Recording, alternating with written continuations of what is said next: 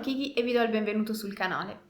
Oggi vediamo un modo semplice ed efficace per dipingere un libro antico. Ne avevo dipinto uno simile a quello che faremo oggi in una miniatura di Kingdom Death Monster, che vi avevo mostrato in live. Mi avevate chiesto di mostrarvi come l'avevo realizzato e quindi ecco qui il video.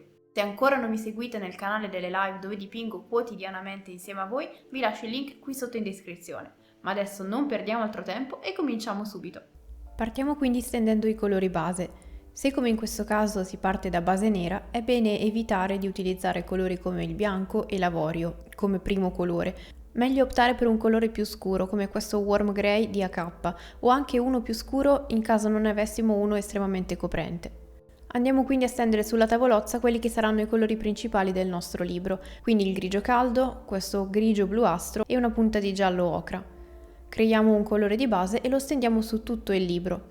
In questo caso, come vedete, copre già molto bene, ma questo non mi ha impedito di fare 2 o più passate, lasciando però asciugare lo strato precedente. Un buon metodo per ottenere una buona coprenza è quello di fare prima tutte le pennellate in un verso e poi, una volta asciutto, farle tutte nell'altro verso. Copriamo l'intera superficie del libro e siamo pronti a proseguire. Con il grigio caldo warm grey andiamo a creare una sorta di sporcatura all'interno delle pagine.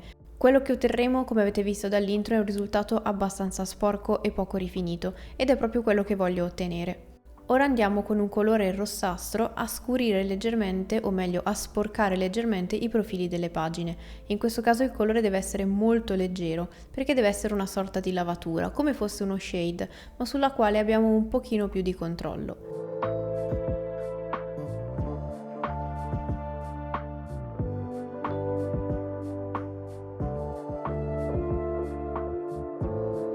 Prendiamo quindi un pennellino più sottile e con lo stesso colore che abbiamo utilizzato per fare questa lavatura, ma utilizzato un pochino più coprente, appena più coprente, andiamo a creare il nostro disegno. In questo caso è superfluo dirvelo, cercate una reference. Io ho utilizzato quella che vedete a schermo e senza una reference, andando solo di fantasia, il risultato potrebbe essere anche meno gradevole. Già c'è la difficoltà data dal disegno a mano libera, che per alcuni può essere un grande ostacolo. Meglio facilitarsi la vita scegliendo una reference e soprattutto facendo una traccia a matita se ne avete bisogno. Io, come vedete, sono andata direttamente col pennello perché mi trovo meglio così, ma tante volte quando devo magari fare i tatuaggi sulle miniature faccio una prima traccia a matita che mi aiuterà e mi eviterà di fare dei pasticci sulla miniatura. Nel frattempo, comunque, come vedete, io ho cambiato colore e sono passata ad un blu più acceso per andare a colorare l'immagine nel riquadro e andare ad arricchire ulteriormente il ricamo intorno alle pagine. Qui non ho seguito alla lettera la reference, l'ho presa come riferimento e sono andata un po' a fantasia, anche perché, diciamocelo, questo è un libro abbastanza grande, ma tante volte i libri a disposizione sono ancora più piccoli, quindi non c'è spazio per disegni estremamente elaborati. Nel dubbio andate sul semplice. Per rimanere il più fedele possibile ho poi cambiato ulteriormente colore e ho aggiunto anche delle tonalità sul giallo ocra.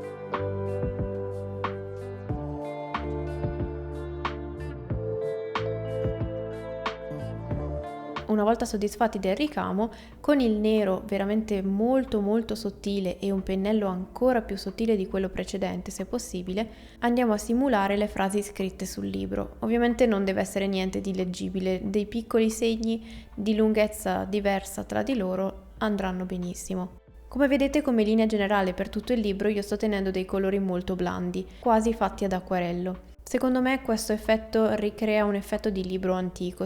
Se fossero più vividi darebbe meno l'idea di un libro vecchio, quindi io vi consiglio caldamente di utilizzare i colori molto leggeri. La consistenza è quella che vi ho mostrato in tutti i colori, ovvero un velo leggero, appena coprente ma che non cola ovunque. Quella è la consistenza da cercare su tutti i colori che abbiamo utilizzato per dipingere questo libro. È un po' quella di cui vi parlavo negli scorsi video, ovvero il velo leggero, però in questo caso è veramente indispensabile perché vi permette di creare una traccia appena leggibile sul libro ma non troppo invasiva. Per enfatizzare l'effetto rovinato dei contorni delle pagine, ho poi deciso di utilizzare il pigmento Green Stuff World, che avevamo già visto in un video dedicato che vi lascio qui sotto in descrizione. In questo caso non lo utilizziamo per i terreni, ma per impolverare letteralmente il libro. Lo utilizziamo con un pennello asciutto completamente e dopo aver scaricato gran parte del pigmento lo stendiamo sui contorni e nella parte centrale del libro. Se poi vogliamo dare ulteriore volume alla parte centrale delle pagine per simulare un po' l'effetto tondo delle pagine ripiegate, possiamo aggiungere alcune leggere pennellate di color avorio, sempre con la consistenza leggera. Infine, per sporcare ulteriormente il tutto, ma questa è una cosa opzionale, possiamo andare a inumidire leggermente i contorni delle pagine, non utilizzando semplicemente acqua, ma utilizzando il colore appena visibile e di conseguenza il pennello umido, che andrà ad attivare il pigmento depositato sulle pagine e a sporcare un pochino di più il contorno.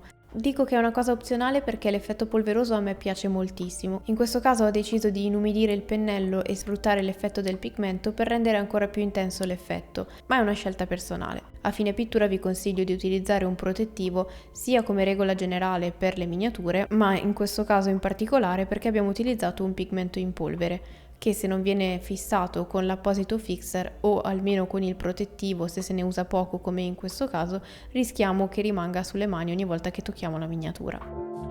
E con questo si conclude anche il video di oggi. Non vedo l'ora di leggere nei commenti se il risultato finale vi piace e se pensavate che era davvero così semplice da realizzare. Io come sempre vi ringrazio di aver visto il video fino alla fine, vi do appuntamento al prossimo e fino ad allora siate creativi!